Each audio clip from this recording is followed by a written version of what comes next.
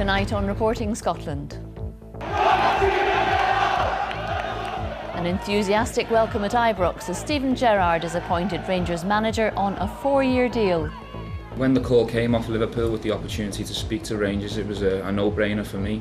There was a lot of things to think about, but from that phone call I got a special feeling and I knew Rangers was for me. We'll be looking at the challenges he faces in his first managerial job at one of Scotland's biggest clubs. Also on the programme, an Edinburgh hairdresser is jailed for deliberately trying to infect men with HIV. The BBC learns that a veto over international fishery negotiations will be maintained by the UK government over Scotland. A woman is jailed for life for murdering her disabled sister at their home in Ayrshire. And commemorations on Islay for hundreds of soldiers who died when 2 troopships were sunk at the end of the First World War.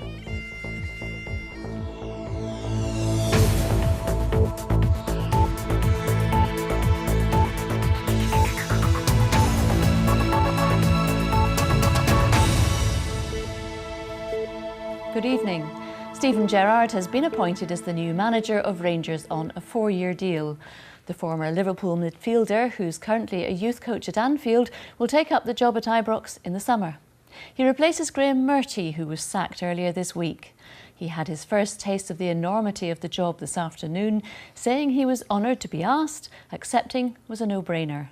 Our senior football reporter Chris McLaughlin was there, and this report contains some flash photography. It was an open secret anyway, but Rangers wanted to do it their way. No shots of the new man, not yet anyway. Fans also wanted a glimpse, this not one to be missed. Then, inside the stadium, in new club tie, Steven Gerrard entered the world of football management and said exactly what those outside wanted to hear. When the call came off Liverpool with the opportunity to speak to Rangers, it was a no-brainer for me. I got a different feeling in my stomach from the previous opportunities I'd had in terms of being a #1 manager. So yeah, you know, there was a lot of things to think about, but from that phone call I got a special feeling and I knew Rangers was for me.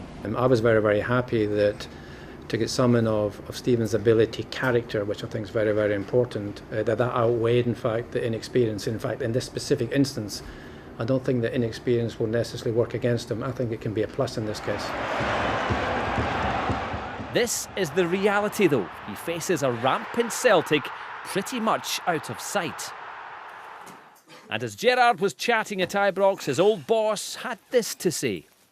I'm delighted for him because, you know, he's obviously had an incredible playing career, wanted to manage, wanted to coach, and now obviously gets the opportunity to do that. I always say when I welcome new managers into their job, it's welcome to the land of no sleep. Don't talk to Rangers fans about sleepless nights, but can they now dare to dream? Absolutely buzzing. Why are you buzzing?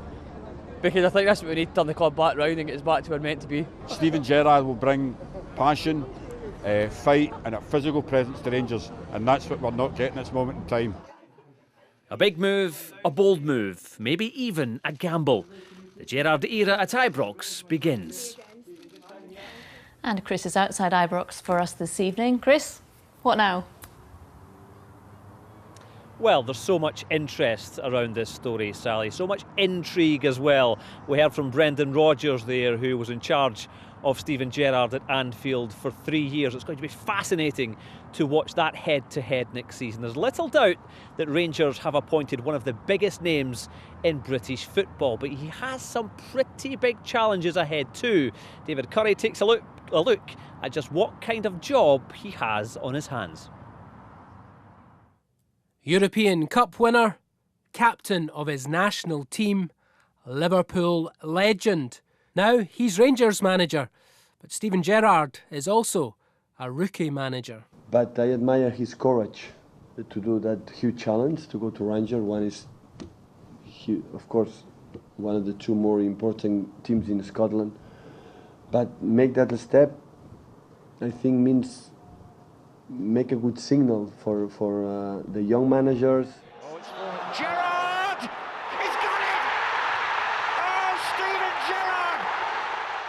because he has had so many different managers with different styles, different ideas. I think he will be learning, or I'm sure that he has learned from everyone.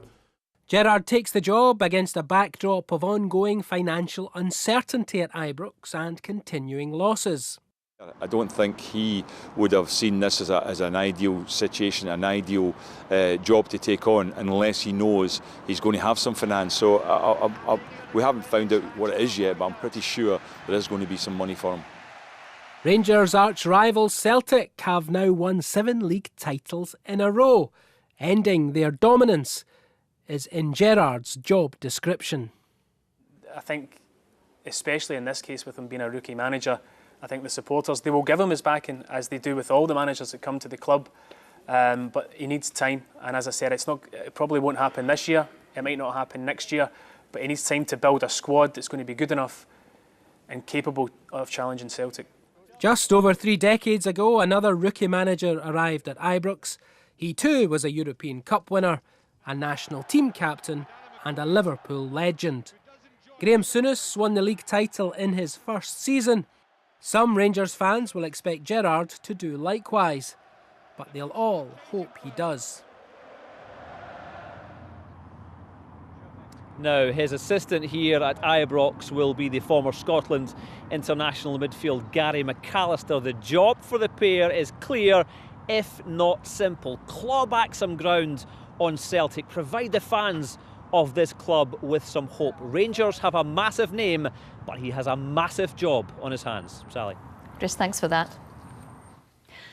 A hairdresser from Edinburgh has pleaded guilty to deliberately trying to infect men with HIV and has been sentenced to 8 years in prison.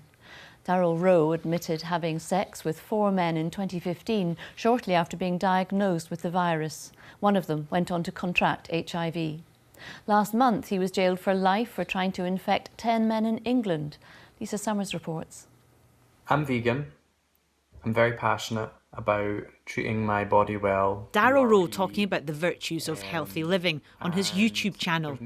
It was published the day after he was diagnosed with HIV.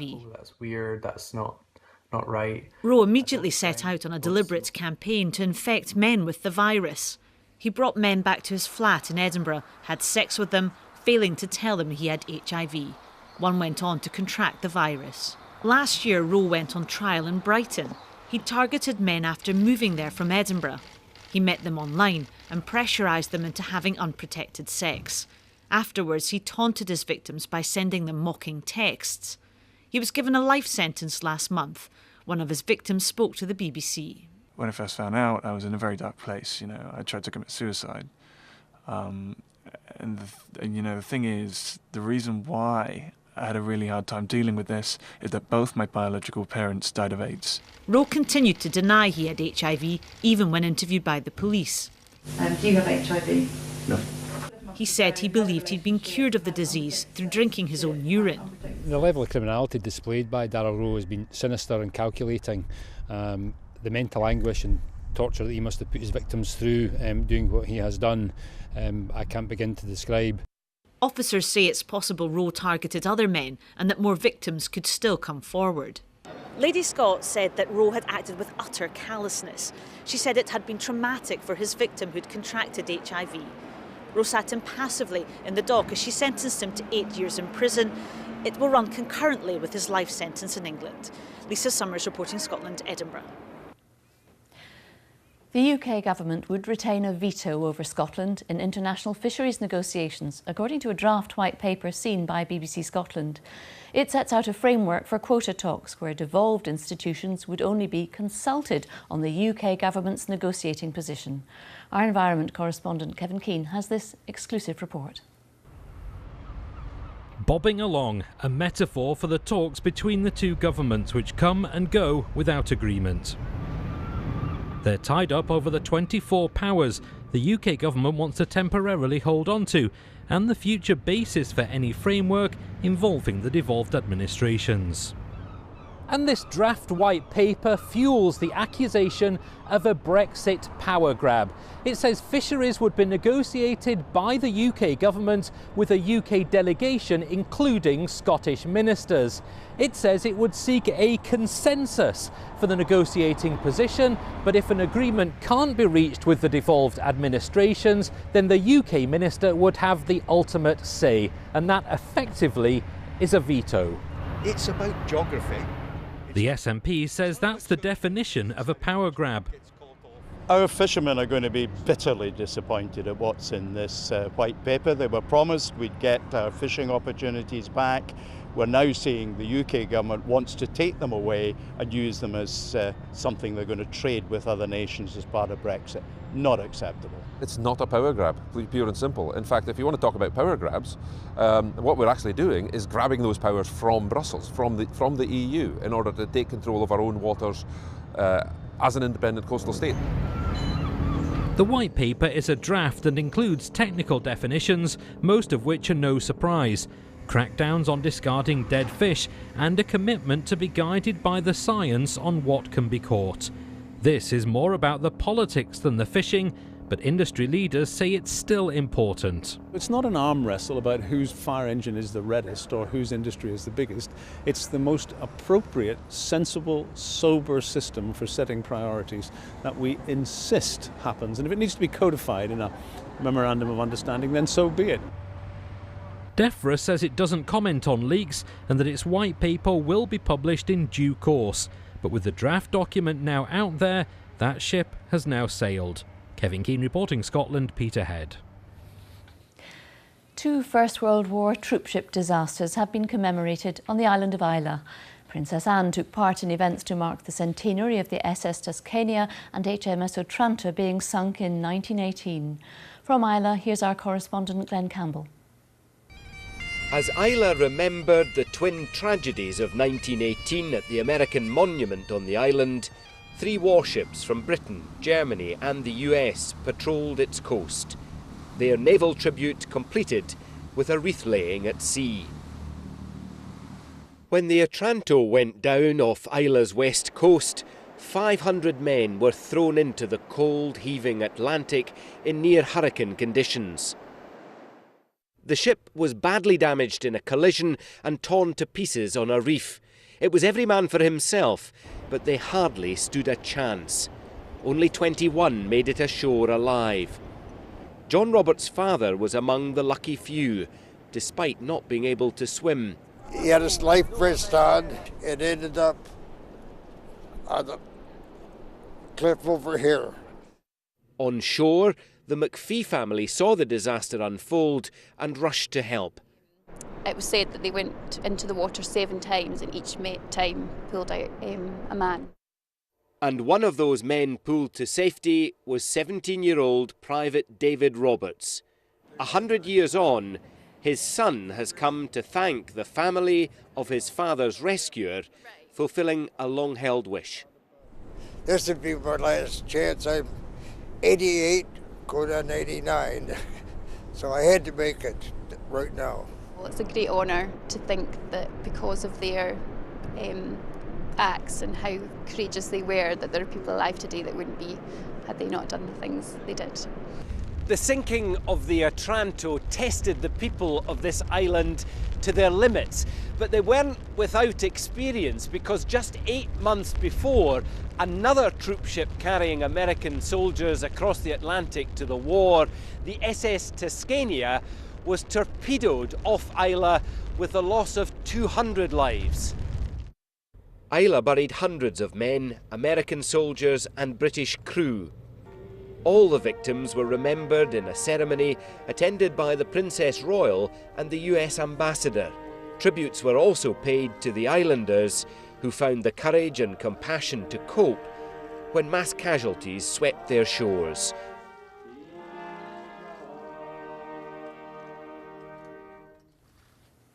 And Glenn is still on Islay this evening. Changing tack, Glenn, I believe you have news of an impending presidential visit to Scotland. Well, certainly I understand that plans are being laid for President Trump to visit Scotland later this year, presumably during his working visit to the UK in the summer, which is due to start in London on Friday the 13th of July. Certainly President Trump has plenty of connections with Scotland, where he owns golf resorts in Aberdeenshire and in Ayrshire, and where his mother was born and brought up on the Isle of Lewis. Any visit would be controversial, but perhaps it would be easier to manage the inevitable protests if a visit of this sort is confirmed, perhaps easier to manage in somewhere like Turnberry compared to any major town or city in Scotland or elsewhere in the UK. Glenn, thanks very much for all of that. You're watching BBC Reporting Scotland. It's 16 minutes to 7. A reminder of tonight's top story. An enthusiastic welcome at Ibrox as Steven Gerrard is anointed as Rangers manager on a 4-year deal. And still to come, Dame Judi Dench tells us about her love affair with Scotland.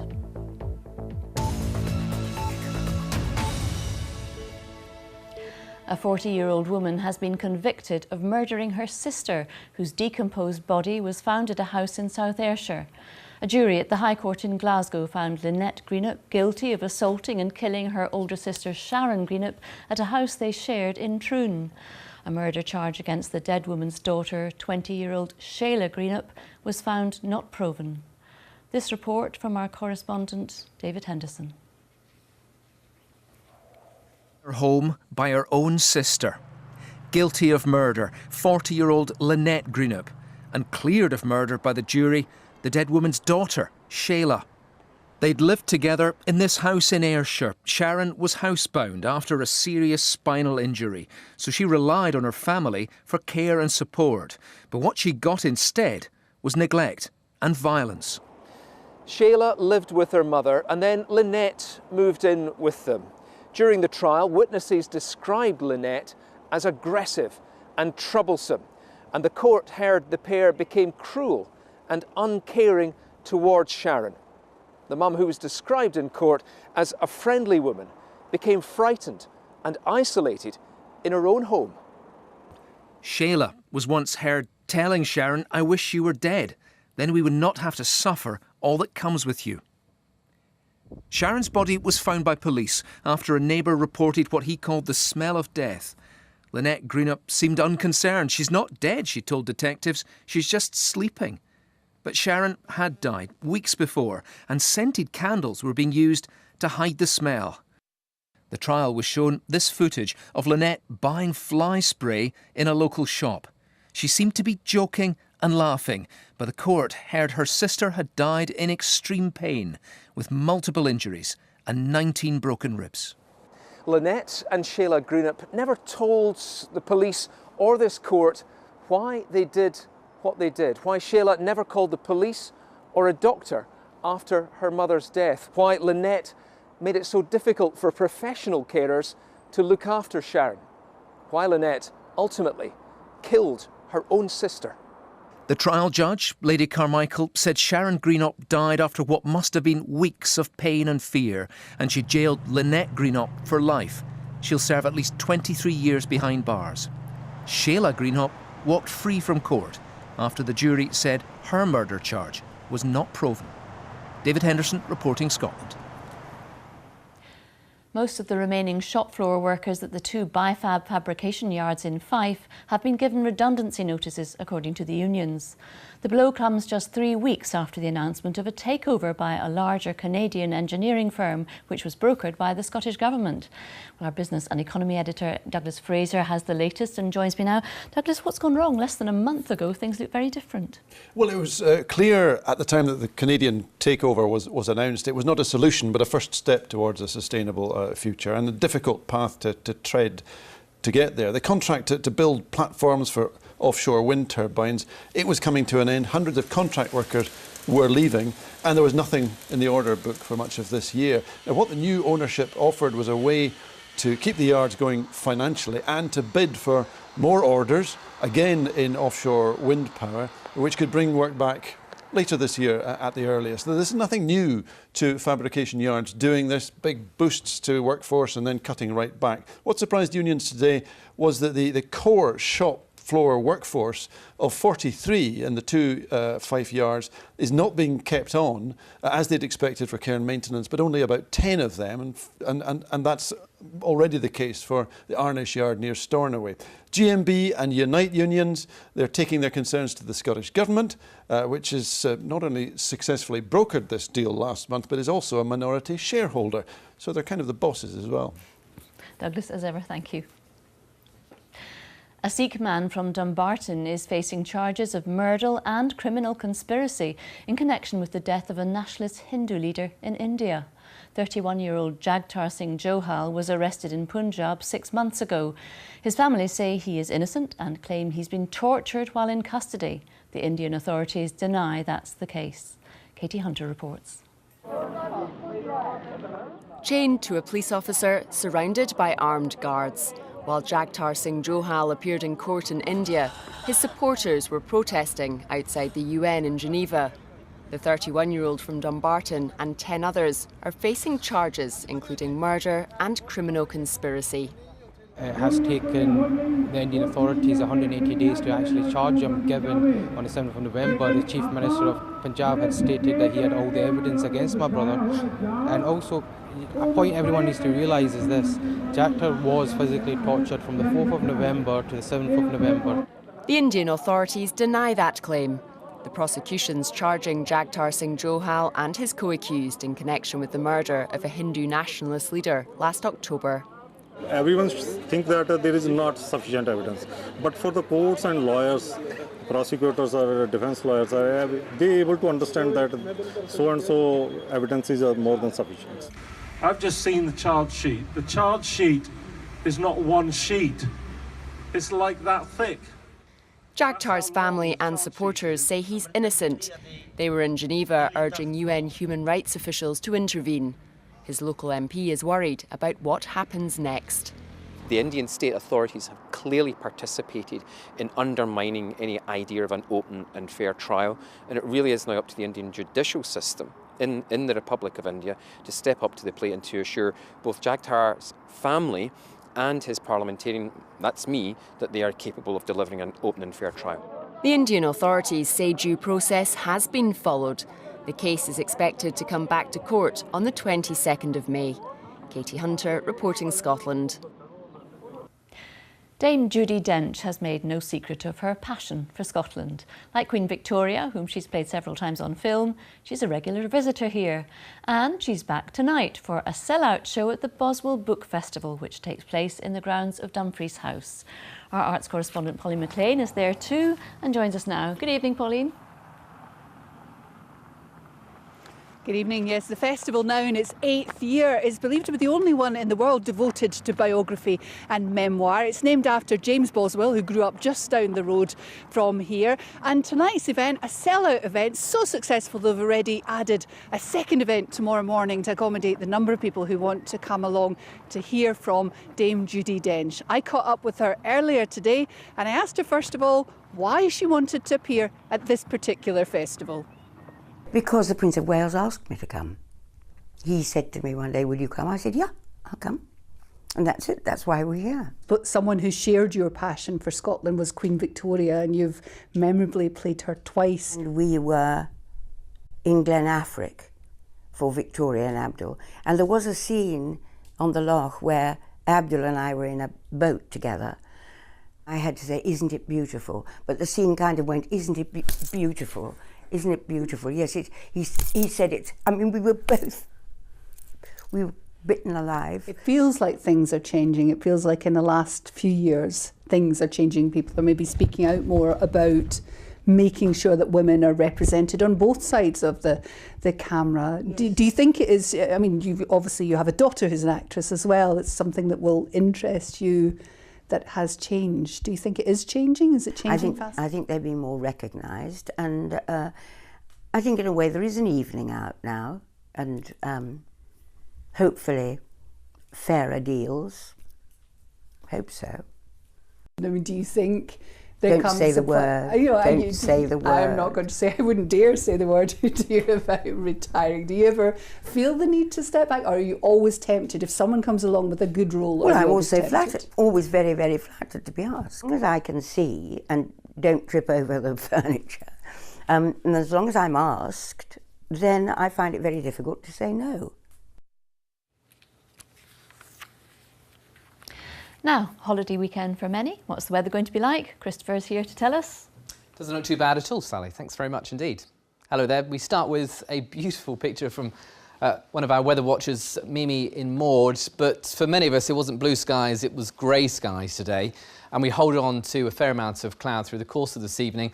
Always more likely in the west, some low clouds, some sea fog lapping onto the Solway coast there. The further east that you are, some clear spells and temperatures around 8 to 10 Celsius, so nothing too cold. Now, looking to tomorrow, we have high pressure nearby across Scandinavia, but also this weather front just grazing the northwestern flank of that. That's going to bring some thickening cloud and outbreaks of rain for areas towards the northwest of the country. But the further east that you are, some sunshine. So an east-west split tomorrow. If you're in the east, anywhere from sort of Caithness down to the borders, plenty of sunshine on offer. Further west, a little more cloud around, but some brightness at times. And that low cloud I mentioned just a second ago around the Solway coast and the Rins of Galloway, that could well linger, just giving a rather cool feel to the day here.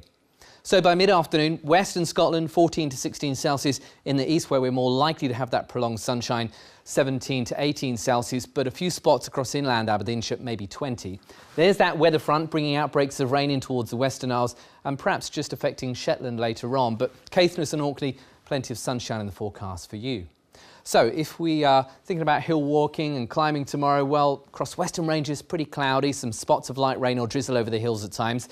Eastern Ranges more likely to have some sunshine, certainly down towards the borders.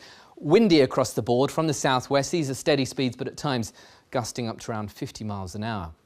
Saturday night, that weather front still with us in the northwest, just drifting inland for a time, but south and east of here, it's dry and clear. Again, nothing too cold.